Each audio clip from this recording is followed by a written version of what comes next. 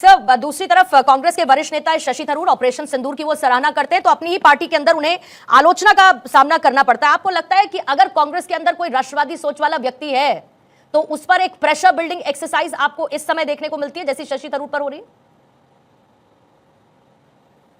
देखिए, बहुत सहज और स्वाभाविक है। अनेक लोग जो राष्ट्रवादी और रैशनल सोच के थे उनको कांग्रेस से बाहर का रास्ता देखना पड़ा। आज से नहीं, ये बात 60-70 साल से चली आ रही है। अनेक शशि थरूर जी के बारे में सिर्फ ये कहना चाहूंगा, भाई शशि थरूर डिप्लोमेट रहे तो कोई ये नहीं कह सकता कि उनको विदेश नीति की समझ किसी से कम है। और विदेश संबंधी संसदीय समिति के वो अध्यक्ष हैं और कांग्रेस ने ही नॉमिनेट किया था। अब उनके जाने पर उनको आपत्ति है कांग्रेस को। अब बताइए, सलमान खुर्शीद साहब विदेश मंत्री रहे कांग्रेस सरकार में, उनके जाने पे आपत्ति है। मनीष तिवारी जी इतने प्रबुद्ध हैं और उनके अनेक आर्टिकल इंटरनेशनल डिप्लोमेटिक इश्यूज पे आते हैं, उनके जाने पे आपत्ति है। इसका मतलब हो गया है कि आज अविश्वास कांग्रेस के अंदर इस तरह बढ़ गया है, लैक ऑफ कॉन्फिडेंस इतना हो गया है कि इन्हें भारत सरकार पे भरोसा नहीं, रक्षा मंत्रालय विदेश मंत्रालय पे भरोसा नहीं, भारत के सेना के वक्तव्य पे भरोसा नहीं, ट्रंप के बयान पर भी पूरा भरोसा नहीं, अंतरराष्ट्रीय मीडिया में आई चीजों पर भरोसा नहीं। और अब तो भरोसा इस कदर खो गया कि अपने नेताओं पर, जो इस विषय के विशेषज्ञ नेता हैं, उस पर भी भरोसा नहीं। अब तो मैं ये कह सकता हूं कि या तो फिर भरोसे में कमी है या समझ में कमी है। या तो ये नासमझ है या पूरी तरीके से जिसे इंफीरियरिटी कॉम्प्लेक्स, एहसास कमतरी कहते हैं, उससे वाबस्ता है। ये विचार में दर्शकों के मैं कहना चाहूंगा असदुद्दीन ओवैसी से हम लोगों के घनघोर मतभेद है। और मुझे लगता है कि जो कांग्रेस तुष्टीकरण की नीति करती है उसके वो आगे के प्रतीक है। कुछ कुछ वो पैटर्न जो कांग्रेस ने जिन्ना के साथ किया था उस तरफ आगे है। मगर एक बात ये कहनी पड़ेगी कि विदेश में जाकर कम से कम असदुद्दीन ओवैसी ने उतनी मैच्योरिटी दिखाई है कि पाकिस्तान और आतंकवाद के विषय के ऊपर उन्होंने कोई पार्टी पॉलिटिक्स का विचार नहीं दिखाया है।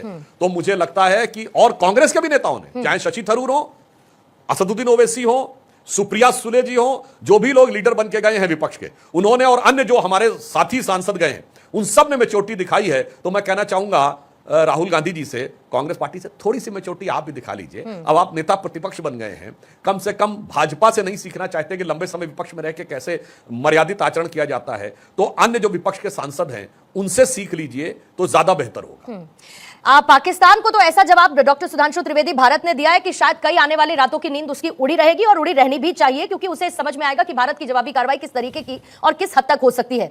लेकिन चीन को जवाब देने का तरीका भारत के पास क्या है? प्रधानमंत्री की तरफ से आह्वान किया गया और जो स्वदेशी सामान है उसके इस्तेमाल को लेकर उन्होंने एक जन भागीदारी की बात की, 140 करोड़ भारतीयों को उससे जुड़ने का उन्होंने जिक्र किया।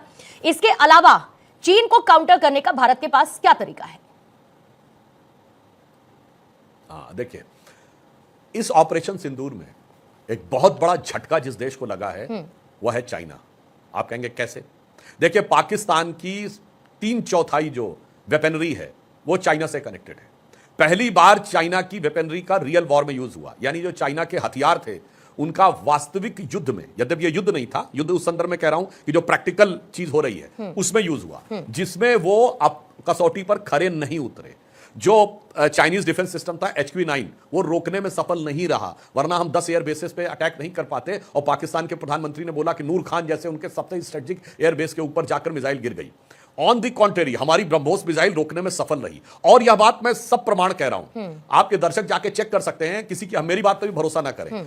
जो चाइना का डिफेंस स्टॉक था, जो चाइना की डिफेंस कंपनी जो PL-15 मिसाइल बनाती है और जो उनका जो JF-17 जहाज है वो बनाती है, वो एविक्स सिस्टम्स है जो चेंगडू में है।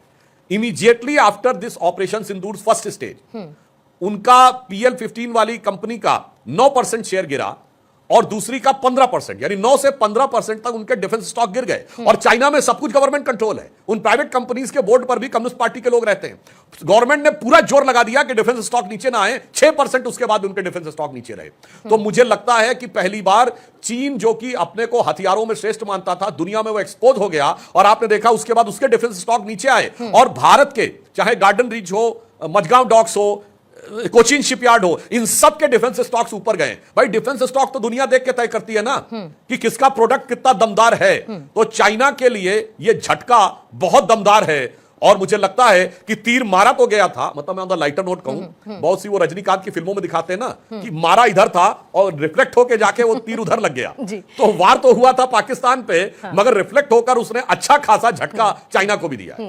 तो दोस्तों देखा आपने किस तरह से सुधांशु त्रिवेदी जी ने कितनी अच्छी बात कही। कांग्रेस को अभी तक अकल नहीं आया है, वहीं पर जो घोर विरोधी है बीजेपी का ओवैसी, वह विदेश में जाकर भारत की बड़ाई कर रहा है, भारत के लिए अच्छा बात कर रहा है, देशभक्ति दिखा रहा है।